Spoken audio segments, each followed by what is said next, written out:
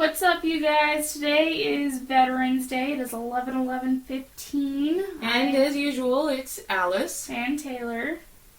Bringing to you a little lightheartedness and a little seriousness about Veterans Day. We come from a long line Of veterans. of soldiers battling for our freedoms. My grandfather was a veteran, came home with not scars that were visibly seen, but scars just the same. My great uncle, my grandfather's brother, came home with one arm, his chest wired together with piano wire. Amazing man. My brother is a Marine, was a Marine, is a veteran, served all over the world. Had injuries, again, not that you can visibly see. I married a wonderful... Wait. My father? Oh, I was gonna claim him. But I didn't have anything to claim. Okay. Okay, my father was a man of the Navy.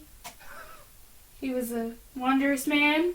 He is. He's not... He's not dead.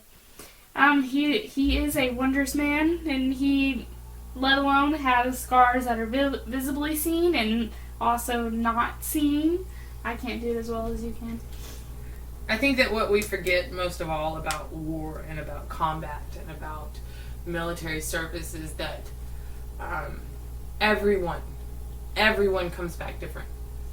And everything is different when they come back. There's such a difficult time in acclimating to the real world as you and I as civilians know it to be.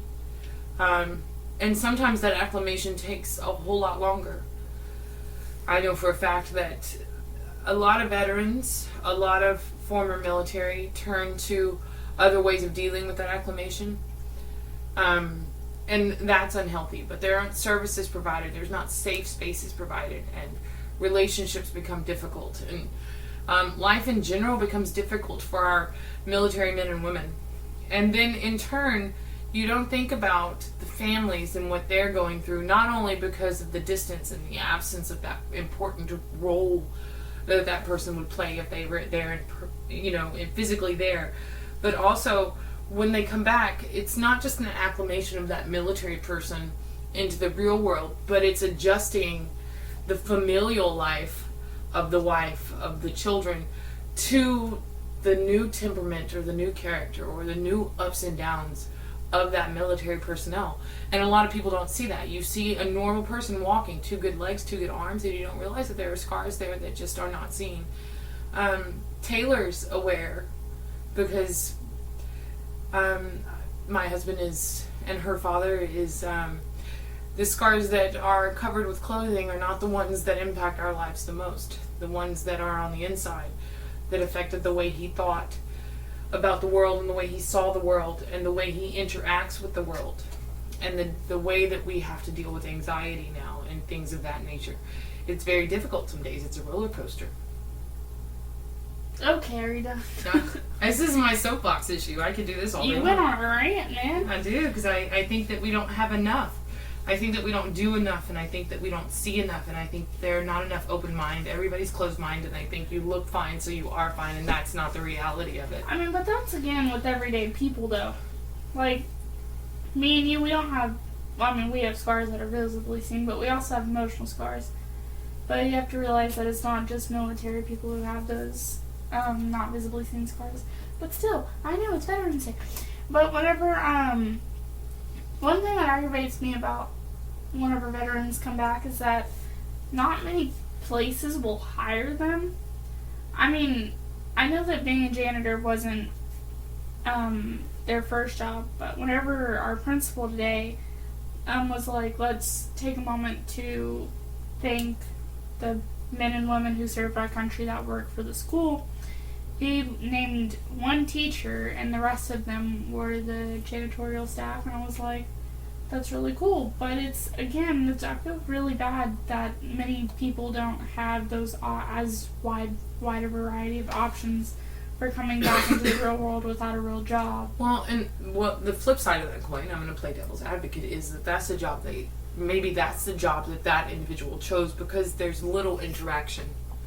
There's not you kind of get to stay in the shadows and on the sidelines and watch without participating in, because that's what a lot of the anxiety and the PTSD in veterans has. They have to be able to see around the corners. They have to they always sit with their backs to the wall. They always sit where they can see what's going on around them, and that's kind of a janitorial job. You're kind of in the background. You kind of can see everything that goes on, but and maybe that's a choice that they made, not like they were forced to. Yeah, but also at the McDonald's in Nacogdoches, because I'll admit I went there a couple days to buy tea in the morning. And it's not the coffee. You didn't go for the coffee. No, you're kind of a coffee hound. I am. Oh no, but a large sweet tea for $1. Hey man, you can't pass that up. It's whatever makes you happy most of the time. But I would randomly start a conversation with the cashier, and he was I don't know where you got that from. Not you. But I would randomly start having a conversation with the man behind the counter, and he'd be like, "Good morning, Miss Smith. How are you?" Da da da. And I'm just like, "I'm good. How are you?" But he again told me that he was in the Air Force, and his wife was too. That's how he met her. And how, like, 3 other people of the cooks at the McDonald's were. And I was like, dang. It's a military-run McDonald's. Well, the other thing is they chose to live in, not that anything's wrong with Nacogdoches. We actually enjoyed our time in Nacogdoches, but it's there are limited possibilities there. I think that, especially with the amount of college kids on campus and around town, you kind of struggle to find decent employment. That's, but I agree with you. I think the opportunities of finding something, being a military veteran and having such a long blank history basically on your resume, and then with the whole insurgence of PTSD, and you don't hear about the people, rarely do you hear about the people living with PTSD and living productive lives. The only PTSD stories that you hear are the ones where there was such fatalities and traumatic, and it was brutal, and when they came into PTSD and they shot up this or that. And that's not the case for a lot of victims of that disease. And so that hinders a lot of people on their resume when they come back and they're like, what does he have wrong mentally, or what does she have wrong mentally? And so I think that, but the government is helping by giving grants and tax relief for hiring veterans. Not that it's enough, but they're trying to make changes. That aggravates me about that is that it's not as aware that just because you have PTSD doesn't mean you're going to go shoot up something. But, like, if you've ever noticed, the only way that it can get on the news is if somebody died or it involves a bear. Oh, there's definitely not enough awareness, and there's not enough treatment for it. And they're just like, it's just like how, the Hansen's disease thing, oh, you have Hansen's disease, and you just back away slowly. Because nobody knows, because nobody does the research. They have these preconceived, wrong, ignorant notions about what it's about. They're like, oh, you have PTSD, let me back away slowly. Yeah, there's so many misconceptions and so much wrong information that a lot of it's doing more harm than good. And awareness needs to be brought, but in a productive, problem-solving way, not in a destructive, downplayed, or completely brutalized way. What was that movie called? Which movie? It's American Sniper. It talked, that movie, it had the dude who actually killed... You can't remember his name. The other people. No, I can't. But, he had PTSD, and they made him look up to the villain. It wasn't right for him to kill those people, but he had PTSD, he had something wrong with him. But I wish that they would make a movie or make a documentary about having PTSD that did not involve harmful things coming on to the people, or so on and so forth. Like, whenever you watch cop shows, and they're like NCIS, all of them have somebody coming back from war, and you'll see them that they kill animals, with their bare hands, like dogs and cats, and they're just like, oh, that's bad, da da da. Just not everybody with PTSD and anxiety and stuff like that are all a threat to society. And the other thing is that if the things had been in place, if the procedures had been in place, and the channels had been opened, when our military men and women come home, it's so difficult. Like my husband, by the time I finally got him into a VA clinic, from the time I made the appointment to the time we walked in the door for the appointment, it was 8.5 months. 8.5 months to get him a physical checkup, get him evaluated, get him on blood pressure medicine, get him situated for health-wise. 8.5 months from appointment made to being able to walk into the door. That's ridiculous. That's absolutely too long.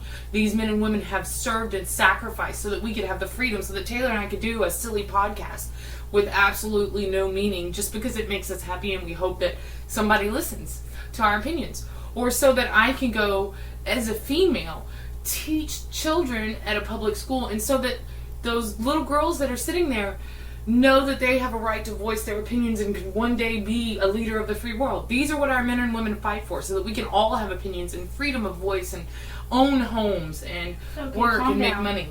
But it's just not seen. And 8.5 months is way too long to be waiting for a doctor's appointment. And that's what's happening with PTSD. These men and these women are coming home and they're not being able to be seen or evaluated or treated, whether physically or mentally, for the things that are happening to them. Unless it is so traumatic that it's a threat to everybody else, you're just going to sit there. And they really won't care until your paper comes around to their desk and they're like, well, I'll get to it in a couple weeks. You know, kind of thing. I'll get to it in a couple of weeks when I'll call you and make you an appointment for, 9 months down the road. It's like I could have had a baby in this time. Our main reason for doing this podcast is not only shed light because we have personal experience on our day-to-day lives of dealing with the anxieties and the scars, both seen and unseen, from military service and the way that it affects our family. But we also want to say thank you. Big thank you. Because we can do a silly podcast. Because I can hope that Taylor one day will be leader of the free world. Y'all wish I was. I mean, we'd have Popcorn Tuesday. because she can wish for silly things like Popcorn Tuesday and say that and not get crucified for it.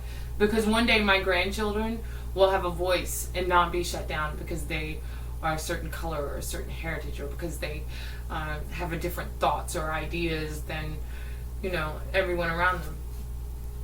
Thank you. Yes. And my children will they'll be like, listen, Mama, you just need to stop. You need to call Nanny because she's going to come get me and give me whatever I want. You're going to be called... I'm not going to be called Granny Smith. You have lost your damn mind. Zucca. You're going to be called Zucca. I like Zucca, actually. It means pumpkin in Italiano. And that's what my grandfather used to call me, pumpkin. Yeah, I was pumpkin. So Zucca sounds good. That's what my grandchildren will call me, Zucca. Yeah, but just so you know, I'm probably going to be hoping that my daughter is also lesbian throughout high school. You know it's bad whenever the last text you have sent your parents is, I'm not lesbian. That wasn't the last text. Well, I told Taylor that we would love her no matter what she decided to do. If she wanted to be lesbian, she could be lesbian. It didn't matter. It might actually be a good thing. So you don't have to worry about high school pregnancies. But I've always told my children that as long as they did no harm, as long as they were kind, and they did no harm to their fellow man, they could do, say, be whatever they wanted to.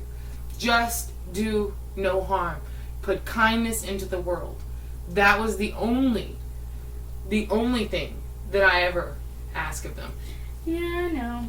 So if you want to be lesbian, if you are lesbian, do that. If you want to be president, do that. If you want to be flip burgers at McDonald's, as long as you're productive and can take care of yourself, do that. I don't care. What's it called? Oh my gosh, I forgot what it's called. It starts with an L. And it's like there's Republicans, Democrats, and Liberals. Is there a liberal president running?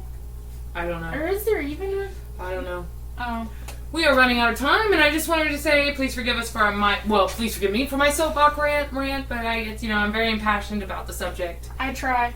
And listen, we upload these things on YouTube, so they're there. Just look them up. They're there. I mean, it's nothing like pictures or anything. I mean, you don't want to see my face. But, So once again, thank you to all of our military service men and women who spend and risk their lives to ensure that we have the freedoms that we have. Like, in every language, thank you. Y'all have a good day.